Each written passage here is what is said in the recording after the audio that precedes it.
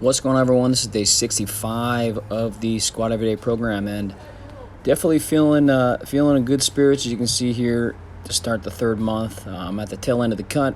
Had a good weekend where I wasn't cutting, so I'm a little high energy here with all the carbs that I was eating. But I wanted to talk today and discuss the Anderson squat and why I feel every athlete could benefit from adding this. And this is something that a buddy of mine recommended that I try out.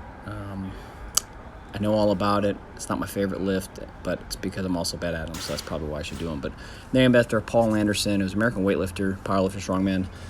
And this is also referred to as the pin squat. And as you can see here, it starts with still some eccentric loading, so you're going down, and then you're pausing. And that pause, you can also just start from down there and crawl underneath, but I like to kind of load it up down, get the good positioning there.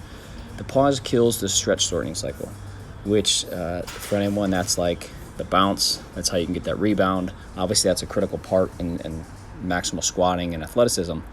But we can use this type to really increase the concentric strength, which is something that can help out with people who have sticking points in their squat, but also help improve positional awareness in terms of, like, if people are falling forward in a front squat or falling back, or if they're losing tension at the bottom. And then lastly, because it's a concentric base and it goes from a dead stop, as you can see there, I'm resting 2 seconds or so, 3 seconds, and you can even do it for longer. It really forces increased rate of force development. So that's kind of why I've been doing this. So I today was just working up to just some doubles and triples on the way up, but the goal today was really to work on a heavy double. So I ended up hitting 320 pounds. Was that 145 kilo? And then, as you'll see here, and you let me know if you think I had another rep in me. I did 2 singles at 340. They felt a lot harder in my head, but watching the review of it looked pretty good. And this right here, I believe, is it's kind of the last double before I have my peak double.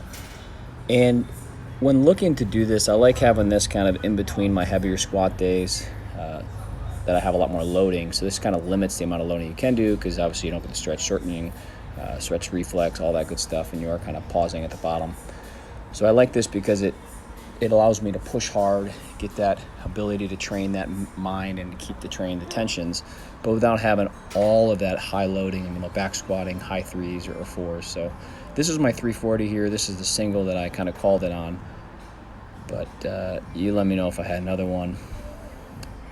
I stopped it there, but that's kind of the Anderson squat. You can really train it very similar. I would kind of work up to like a heavy single and kind of find where your max is, but for me it's about 85% or so. And this is obviously a safety bar, so it's a little different, but my best safety bar squat is about 390, 400, so that was about 85%. So let me know if you guys have any questions on that. You can comment below, but I'll be throwing this into the program more, so stay tuned for that. But that was a pretty easy squat day. Kind of worked up there. Really good quad loading. I really liked how I was able to kind of keep my heels down. I've been kind of having some issues with just some tightness in the hamstrings. I think it's pulling me forward when I squat. So all in all, really happy with today.